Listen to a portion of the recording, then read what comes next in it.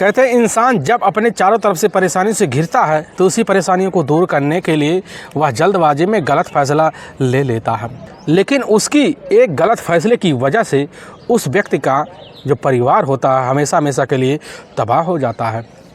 आज की घटना में सेम कुछ ऐसे होता है कि एक व्यक्ति बिना सोचे समझे जल्दबाजी में एक ऐसा फैसला ले लेता है कि जिसकी वजह से एक बच्ची ही इस दुनिया को छोड़ के चली जाती है। लेकिन जब सच्चाई लोगों के सामने निकल के आती है तो इसे सुनने के बाद लोगों के रूह तक कांप जाते हैं कि आखिर क्या था इस घटना में क्या हुआ। इस घटना की आप पूरी तह तक सच्चाई जानने के लिए इस वीडियो को आप लास्ट तक ज़रूर देखिएगा। नमस्कार दोस्तों, मैं प्रदीप कुमार आपको इस टेढ़ी बात चैनल पे मैं स्वागत करता हूं। दोस्तों आज की यह जो सच्ची घटना है, यह घटना सुनाने से पहले मैं आपसे एक छोटा सा रिक्वेस्ट करना चाहता हूं, क्योंकि आप अगर इस चैनल पर नए आए हुए हैं और पहली बार आए हुए हैं तो एक बार जाकर आप अपने इन्हीं प्यारे हाथों से आप इस चैनल को सब्सक्राइब ज़रूर कर लीजिएगा, ताकि आपकी वजह से आज जो वीडियो काफ़ी लोगों तक पहुंचाया जा सके, और इसके लिए हम आपके तहे दिल से शुक्रगुजार भी रहेंगे। दोस्तों आज की यह जो सच्ची घटना है, यह घटना ठीक है उत्तर प्रदेश, और उत्तर प्रदेश का जाना माना शहर पड़ता है फिरोजाबाद, और उसी का ही उत्तर तिलक नगर पड़ता है। वहीं के रहने वाले होते हैं मनोज कुमार राठौर, उनकी पत्नी होती है नगीना, जिनके टोटल 3 बेटियां और 1 बेटा ही होता है। लेकिन जो सबसे बड़ी बेटी होती है रुचि, जिसकी उम्र लगभग 20 साल के आसपास होता है। लेकिन रुचि जो होती है पढ़ाई में इस तरह अव्वल होती है कि उसके जो माता पिता होते हैं उसके पढ़ाई पूरी नहीं कर पाते, जिसकी वजह से रुचि अपने ही माँ के साथ घर गृहस्थी में उलझ जाती है, और घर गृहस्थी की जिम्मेदारी भरपूर तरीके से रुचि उठा लेती है और चलने भी लग जाती है। क्योंकि रुचि की जो अपनी माँ होती है, पास ही एक चूड़ी होता है, उसी कारखाने से कुछ चूड़ियाँ लाती है और अपने घर पर उसे जोड़ने के काम करती है, और उसी की वजह से इधर नगीना के पास ठीक ठाक अब पैसे आते हैं, और इसी पैसे से अपने घर का पारिवारिक जो खर्चा होता है बेहतर तरीके ढंग से चला पाती। तभी मैं बात कर रहा हूँ ठीक है 15 जुलाई साल 2022 का ही। जैसे ही सुबह सुबह का टाइम होता है तो नगीना उठती है, देखती है कि परिवार के सारे जो सदस्य हैं वह सदस्य सो उठ गए हैं, लेकिन अभी तक हमारी जो बड़ी बेटी है अभी रुचि नहीं उठी। तो नगीना बड़ी चिंता में पड़ जाती है कि आखिर रोज़ तो रुचि उठ जाती थी, लेकिन आज क्यों नहीं उठी, क्या कारण है। 2 बार इधर नगीना अपनी बेटी का नाम लेकर नीचे से आवाज़ लगाती है, क्योंकि दूसरे ही जो फ्लोर होता है उसी फ्लोर पर उसकी जो अपनी बेटी होती है इधर रुचि रात में सोने के लिए वहाँ चली गई होती है। रोज़ का रुचि का वही जरिया होता है, वहीं जाकर अपनी पूरी रात नींदों में गुजारती। लेकिन जब सुबह का टाइम होता है तो नगीना आवाज़ लगाती है, लेकिन रुचि जो होती है आवाज़ का कोई रिस्पॉन्स नहीं दे पाती। नगीना सोचने लग जाती है आखिर कहाँ रह गई। लेकिन जैसे ही नगीना बाहर निकलती है झाड़ू लगाते लगाते, तो वहीं पर उसके अपने पति मनोज कुमार राठौर भी होते हैं। तो उसी समय नगीना कह देती है कि आखिर बड़ी बेटी अभी तक दिखाई नहीं दे रही है, क्या वह तुमसे कुछ बताकर कहीं बाहर गई है। तो मनोज कहने लग जाते कि नहीं, वह हमसे आज तो मिली नहीं। नगीना सोचने लग जाते कि हो सकती है रात भर जगने की वजह से काफ़ी गहरे नींद में अभी तक सो रही होगी। तो नगीना उसी समय जो झाड़ू होता है झाड़ू वही साइड में रख देती है, और बड़ी गुस्से में तिलमिलाती हुई नगीना उसी समय जीने की सहारे दड़ादड़ चढ़ना शुरू कर देती है। और जैसे ही सेकंड फ्लोर पे पहुंचती है, उस फ्लोर पे 2 ही मकान होते हैं। दाहिने साइड में दरवाज़ा अलग होता है, बाएं साइड का दरवाज़ा भी अलग होता है।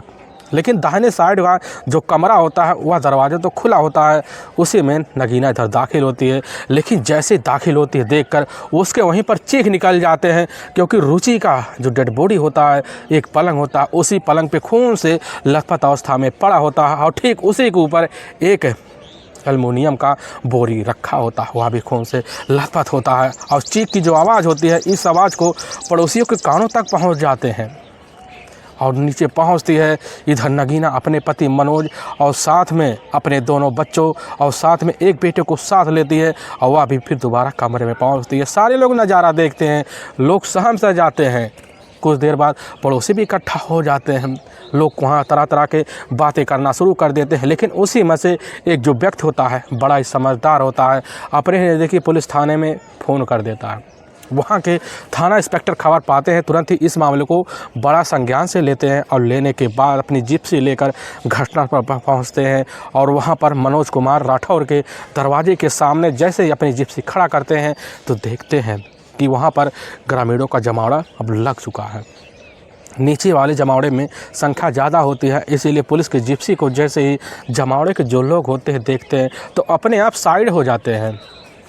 इधर थाना इंस्पेक्टर और कुछ पुलिसकर्मी भी होते हैं, दंदना का जीने के सहारे दूसरे वाले फ्लोर पे चढ़ते हैं, कमरे में दाखिल होते हैं। इंस्पेक्टर भी नज़ारा देखते हैं, पलंग का वह भी दंग से रह जाते हैं, क्योंकि पलंग पे जो होता है इधर रुचि का डेड बॉडी खून से लथपथ होता है। लेकिन पुलिस की टीम जो होती है और वहीं पर खड़े मनोज कुमार राठौर से जब पूछताछ करने लग जाती है तो राठौर पुलिस के सामने कहने लग जाते हैं कि साहब, हमारी बेटी की हत्या की जो खबर है सुबह हमारी पत्नी के द्वारा हमें पता चला। पुलिस की टीम जो होती है वह जानना चाहती थी कि आखिर रुचि ने इस तरह का घटना को अंजाम देने वाला कौन है या क्यों दिया। पुलिस की टीम जब घटनास्थल का अच्छे से निरीक्षण करना शुरू कर देती है तो देखते रुचि का जो दाहिना हाथ है वह पूरी तरह से किसी नुकीले हथियार से कटा सा पड़ा होता है। पुलिस की टीम समझ जाती है आत्महत्या हो सकता है। वहीं पर जब राठौर होते हैं उनसे पूछताछ किया जाता है तो राठौर पुलिस के सामने कहने लग जाते हैं कि साहब, हमने अपनी बेटी रुचि की जो शादी है वह तौर तरीके से तय भी कर दिया था। दिल्ली का एक लड़का होता है, पढ़ने में तेज-तर्रार होता है और नौकरी पेशा भी होता है। लेकिन जब हमारी बेटी को रिश्ते के बारे में पता चलता है तो साहब हमसे इनकार कर जाती है, क्योंकि उसका कोई एक अपना करीबी दोस्त होता है, उसी से वह शादी करने की जिद लिए बैठी हुई थी। हमने मना कर दिया था और इसी वजह से बेटी हमसे काफ़ी दिनों से खून नस खाए बैठी हुई थी। और साहब, उसने जो फैसला लिया बड़ी जल्दबाजी में लिया और उसने अपनी ज़िंदगी को मिटाने के लिए हमेशा हमेशा के लिए यह बहुत ही गलत कदम उठाया और इसी गलत कदम के तहत जो था आत्महत्या का रूप दे दिया। पुलिस की टीम इधर मनोज कुमार राठौर से यह बात सुनती है। सुनने के बाद पुलिस की टीम जो होती है इसकी जो सूचना होती है उसी वक्त अपने से बड़े अधिकारी, आला अधिकारी को भी दे देती है। कुछ मिनट बीतता बड़े अधिकारी पहुंचते हैं। बड़े अधिकारी अपने हिसाब से घटना का जब निरीक्षण करने लग जाते हैं तो इधर जो होता है बड़े अधिकारी दंदना कर अंदर जाते हैं तो पलंग पे पास पहुँचते बोरी को हटाते हैं। रुचि का डेड बॉडी खून से लथपथ होता है। लेकिन बड़े अधिकारी की जो नज़र होती है इधर रुचि के गले पर पहुँचती है। पीछे वाले इससे देखते हैं किसी नुकीले तेजधार हथियार से बुरी तरह से अलग कर दिया गया है। पुलिस की टीम समझ जाती है कि यह आत्महत्या नहीं है बल्कि यह हत्या है, क्योंकि इसकी जो हत्या का जो रहस्य होता है पूरी तरह से मरोड़ कर सबके सामने आत्महत्या के तहत पेश करने के लिए पूरी तरह से जिज्ञासा जगाई गई होती है। थाना इंस्पेक्टर समझ जाता है जो मामला है पारिवारिक मामला है, इसीलिए पुलिस की टीम जो होती है सारा का ज़्यादा जो शंका होता है वह जाकर सीधा का सीधा मनोज कुमार ठाकुर के ऊपर लगा बैठती है, क्योंकि मनोज कुमार ठाकुर जो थे पूरी तरह से अपनी बातों में पुलिस को उलझाना चाहते थे। इसीलिए पुलिस की जो टीम होती है उनकी बातों को दरकिनार करती है। पुलिस की टीम उसी वक्त रुचि की बॉडी को वही पंचनामा भरतिया उठाकर अपने नज़दीकी जो सरकारी अस्पताल होता है उसी में पोस्टमार्टम के लिए भिजवा देती है। अब पुलिस की जो टीम होती है उसी वक्त एक्शन में आ जाती है। एक्शन में आने की वजह से पुलिस की जो टीम के जो थाना प्रभारी होते हैं नरेंद्र शर्मा उसी वक्त एक टीम गठित करते हैं और टीम लेकर मनोज कुमार ठाकुर के घर पहुंचते हैं और बिना किसी देरी के बिना पर उसी समय अपने कस्टडी में थाने लाते हैं। लेकिन जैसे पुलिस की टीम थोड़ी बहुत शक्ति दिखाती है मनोज कुमार ठाकुर जो होते हैं पुलिस के सामने टूट सा जाते हैं। लेकिन जो सच्चाई जो अपनी बेटी की हत्या का राज खोलते हैं इसे सुनने के बाद लोगों का कलेजा तक थर्रास आ जाता है। असल में उत्तर प्रदेश का एक जाना माना जो शहर पड़ता है फिरोजाबाद, उसी शहर के ही रहने वाले होते हैं मनोज कुमार ठाकुर। मनोज कुमार ठाकुर की अपनी पत्नी भी होती है नगीना, जिनके टोटल 4 बच्चे भी होते हैं, जिसमें 3 बेटियां और 1 बेटा होता है। लेकिन मनोज कुमार ठाकुर का जो मूल निवास होता है उनका जो पैतृक गांव होता है ठीक मक्खनपुर थाना का ही अंगदपुर गांव होता है। उसी गांव में इधर मनोज कुमार ठाकुर के अपने माता पिता और साथ में अपने कुछ भाई भी रहते थे। लेकिन कुछ कारणवश घटना से मात्र 10 साल पहले जो था अपने गाँव में ही इधर गेहूं की मड़ाई करवा रहे होते हैं, तभी उसी वक्त जो था थ्रेसर में हाथ जाने की वजह से दाहिना हाथ इधर मनोज कुमार ठाकुर का अपने हिस्से से अलग हो जाता है, जिसकी वजह से अपंग हो जाते हैं और पारिवारिक परेशानी की वजह से वह जूझ पड़ते हैं। लेकिन कैसे न तैसे कर अपने परिवार की जिम्मेदारी उठाते हुए मनोज कुमार ठाकुर जो होते हैं अपने परिवार की हैसियत को लाज में रखते हुए अपनी पत्नी नगीना और साथ में चारों बच्चों को साथ लेकर फिरोजाबाद आते हैं और आने के बाद उत्तम नगर में ही एक नया मकान खरीद लेते हैं। पारिवारिक पैसों की वजह से खरीदते हैं और वहीं पर रहना शुरू कर देते हैं। लेकिन नगीना जो होती है अपने पति और अपने परिवार का गुजारा करने के लिए अपने जिम्मेदारियों पर खुद खड़ा होना चाहती थी, इसीलिए पास एक चूड़ी कारखाना होता है, उसी में जाकर मौके पर मैनेजर से संपर्क करती और वहीं से कुछ चूड़ियों की व्यवस्था कर अपने घर लाकर इधर कुछ चूड़ियों में जुड़ाई का काम करती, जिसके ठीक ठाक पैसे आने लग जाते हैं। लेकिन मनोज कुमार जो ठाकुर होते हैं उनकी अपनी जो बड़ी बेटी होती है अब रुचि जब 9वीं कक्षा में पढ़ रही होती है, तभी उसी बीच मनोज कुमार ठाकुर को लगने लग जाता है कि अब हमारी बस की बात नहीं है कि रुचि का आगे का जो पढ़ाई है वह अपने इस पैसे से हम करवा सकते हैं। उसीलिए नगीना जो होती है अपनी बेटी का पढ़ाई उसी समय रोक देती है और रोकने के बाद अपने घर गृहस्थी में रुचि को लगवा देती है। लेकिन जब नगीना को लगने लग जाता है कि हमसे हमारे घर का जो खर्चा चलने वाला नहीं है, तो उसी वक्त वहाँ के मैनेजर चूड़ी कारखाने के मैनेजर संपर्क करती है और इधर खुद जो था अपनी बेटी रुचि को चूड़ी में नग लगाने का काम दिलवा देती है। और रुचि जो थी घर में रहकर चूड़ी में नग लगाने का काम करने लग जाती है, जिसकी वजह से माँ बेटी इस चूड़ी की वजह से ठीक ठाक पैसे कमाने लग जाते हैं। और यह पैसे जो होता है धीरे धीरे पारिवारिक जो खर्च होते हैं ज़रूरतों को पूरा करना अब शुरू कर देता है, क्योंकि रुचि का एक अपना छोटा भाई होता है जो पास 6वीं कक्षा में एक विद्यालय होता है, उसी में जाकर पढ़ाई कर रहा होता है। बेहतर तरीके से पढ़ाई करवाने के लिए रुचि भी लग जाती है। लेकिन तभी घटना से मात्र 6 महीने पहले ही रुचि उसकी एक अपनी सहेली होती है, उसी सहेली के जन्मदिन आ जाता है और जन्मदिन का जो पार्टी होता है उसी में शामिल होने के लिए इधर रुचि चली जाती है। फंक्शन भी काफ़ी तगड़ा सा होता है, लेकिन उसी फंक्शन में एक फोटोग्राफर भी आया हुआ था जो ठीक एटा थाना का ही पिलुआ गांव होता है, वहीं का रहने वाला सुधीर पचौरी होता है। सुधीर पचौरी देखने में भी हैंडसम होता है, लेकिन जब फ़ोटो शूट इधर सुधीर पचौरी कर रहा होता है तभी उसकी जो नज़र होता है वह रुचि पर पड़ता है, क्योंकि रुचि जो होती है सर संवर कर वह खड़ी होती है और एक ही नज़र में जब देखता है सुधीर रुचि का तो वहीं दीवाना हो जाता है। अपने आप को बड़ा ठगा सा महसूस करता है कि आखिर इतनी खूबसूरत लड़की जो होती है हमारी नज़रों से बच कैसे सकती है। लेकिन उसी वक्त सुधीर जो होता है इतने करीब जाने की कोशिश करता है कि अपनी फ़ोटो कैमरा लेकर वहाँ पर चला जाता और इर्द गिर्द जो होता है रुचि के घूमने लग जाता है और रुचि भी अपने पोज उस सुधीर से खिंचवाना शुरू कर देती हैं। धीरे धीरे जब शाम का वक्त होने लग जाता है, पूरे रात होने लग जाता है, तो उसी वक्त इतना करीबी सुधीर रुचि से बना लेता है तो कैसे ना तैसे कर रुचि से दोस्ती का हाथ बढ़ा देता है। सुधीर जो होता है जब सहेली के द्वारा इधर खुद रुचि से संपर्क करता है तो रुचि को भी सुधीर अच्छा लग जाता है। अब रुचि और साथ में सुधीर का दोस्ती का जो हाथ होता है उसी वक्त शेयर चैट के जरिए मोबाइल नंबर में तब्दील हो जाता है और मोबाइल के जरिए जो होता है इधर अब दूसरे दिन खुद सुधीर जो होता है मौका निकाल कर रुचि के पास फ़ोन करता और उसी मोबाइल से बात होना शुरू हो जाता। अब बात होते होते दिनों में दोस्ती के हाथ के तहत प्रेम प्रसंग भी चालू हो जाते। प्रेम प्रसंग का जो सिलसिला होता है अब बेधड़क चलने लग जाता है। इधर दोनों का घूमना फिरना और साथ में पार्कों में टहलना फिरना चालू हो जाता है और चलते चलते कुछ महीने जब बीतते हैं तो रुचि को भी लगने लग जाता है कि सुधीर जो होता है हमारे लिए एक परफेक्ट पति बन सकता है।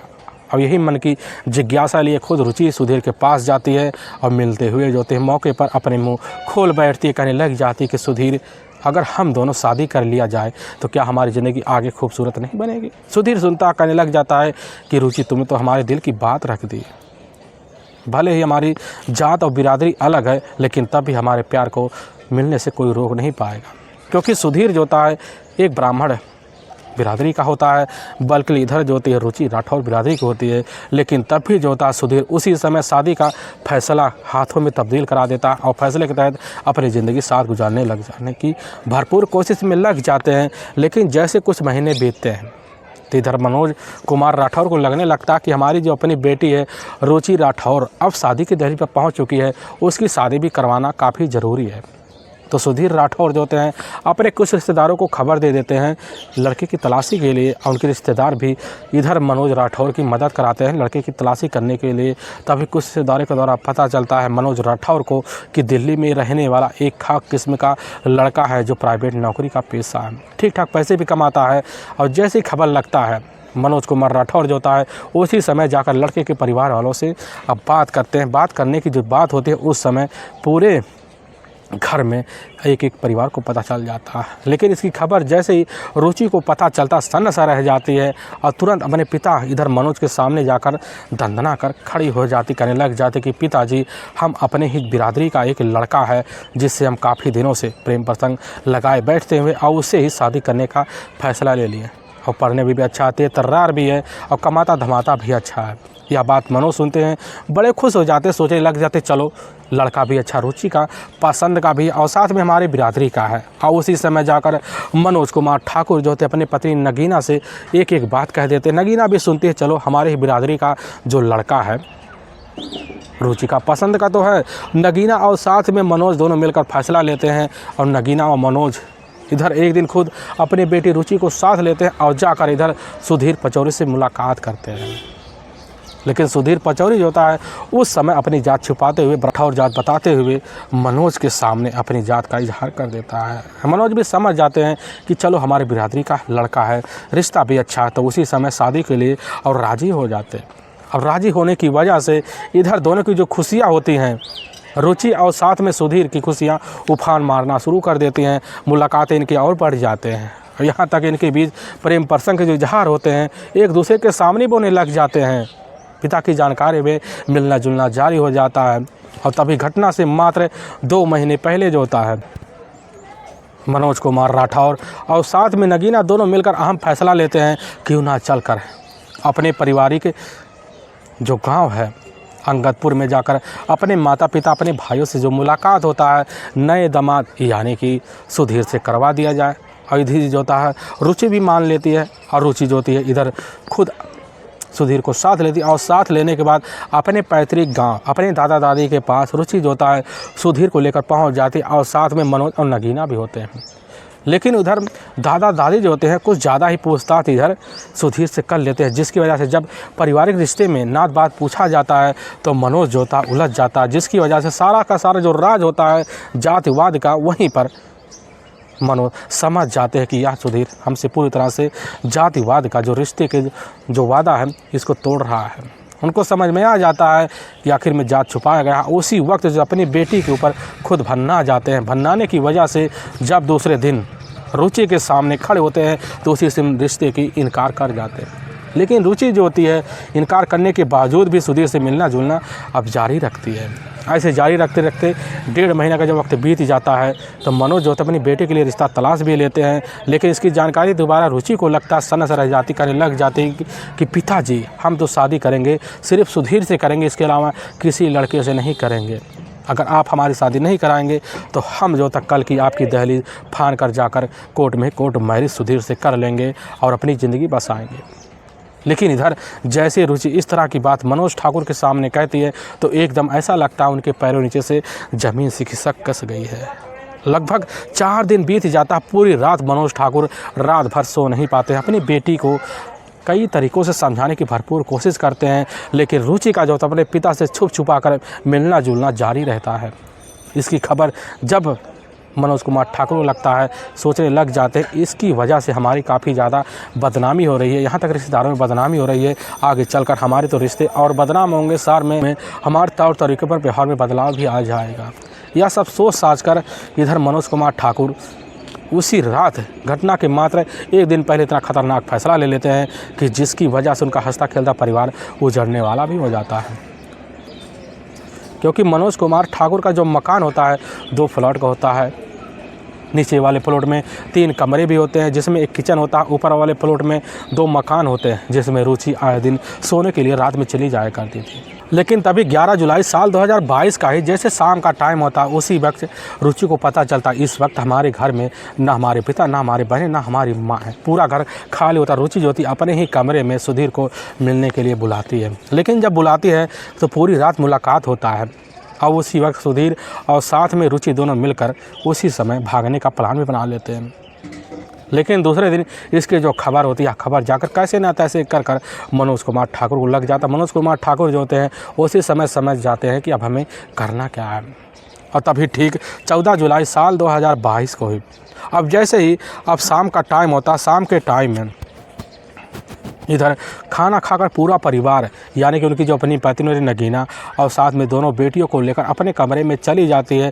लेकिन नगीना अपनी बेटी रुचि को आवाज़ लगाती है कि बेटी आकर हमारे पास सो जाओ। और रुचि उस समय मोबाइल में व्यस्त होती है और जीने के सहारे जो होता है अपने दूसरे वाले फ्लोट में दाहिने मकान में चली जाती सोने के लिए। और वहीं जीना होता, जीना के बगल जो होता मनोज कुमार ठाकुर अपनी चारपाई बिछाते हैं और वहीं पर सो जाते हैं। पूरी रात उनकी आंखों में नींद तक नहीं आ पाती, इंतज़ार में रहते हैं कब मौका मिले। लेकिन अपने प्लान के हिसाब से मनोज कुमार ठाकुर ही अपने पास एक तेज तर्रार हथियार रखे हुए थे और हथियार लेते हैं रात में जैसे 2 बजे का वक्त होता है उसी जीने पर चढ़ते हैं और चढ़कर रुचि वाले कमरे में घुसते देखते हैं रुचि काफ़ी गहरी नींद में सो रही है। पहले तो उसी के ऊपर डंडे से प्रहार करते हैं जिसकी वजह से रुचि वहीं बेहोशी अवस्था में आ जाती है। फिर उसके गले पर उसी तेज नुकीले हथियार से कई बार वार करते हैं जिसकी वजह से रुचि के वहीं प्राण बखेरू भी हो जाते हैं। और इस हत्या को आत्महत्या दिखाने के लिए मनोज कुमार ठाकुर उसी वक्त जो था रुचि का दाहिना हाथ पर एक चीरा लगा देते हैं, ऐसा लगे रुचि ने खुद आत्महत्या की है। उसी के ऊपर एक सफ़ेद कलर की लाइलॉन की बोरी होता है और वही लगा देते हैं। फिर नीचे आते हैं, नीचे आने के बाद रातों रात उधर खुद रुचि का मोबाइल लेते हैं और लेने के बाद अपने ही पैतृक गांव अंगदपुर जाते हैं और वहीं रख कर धीरे धीरे रात बिरात ही सुबह के वक्त लगभग 5 बजे के आसपास अपने घर आते हैं और बाहर जाकर बैठ जाते हैं। लेकिन जैसे ही नगीना उठती है, झाड़ू लगाते वक्त बात करती है तो अब इधर बड़े चालाकी से मनोज कुमार ठाकुर बात को घुमा देते हैं। लेकिन वाकई में दोस्तों पुलिस के सामने जब यह सच्चाई मनोज कुमार ठाकुर के ही तहरीर पर आता है, इसे सुनने के बाद पूरे गांव में दहशत का माहौल सा फैल जाता कि एक पिता अपनी बेटी को अपने रास्ते से हटाने कैसा षड्यंत्र रच सकता है। लेकिन इधर नगीना की तहरीर पर खुद मनोज कुमार ठाकुर के ऊपर जो था धारा 302 के तहत मुकदमा दर्ज करके ले जाकर मनोज कुमार ठाकुर को वहाँ के न्यायालय में पेश किया जाता है और ले जाकर एक लंबी सज़ा के तौर पर जेल में डाल दिया जाता है। दोस्तों हमें इस घटना का सुनाने का जो उद्देश्य है किसी के दिल को ठेस पहुँचाना नहीं है, बल्कि आपको यह बताना है कि आप जहाँ भी रहें आप सावधान और सतर्क जरूर रहें। दोस्तों फिर मिलेंगे नेक्स्ट वीडियो लेकर, तब तक के लिए जय हिंद और जय भारत।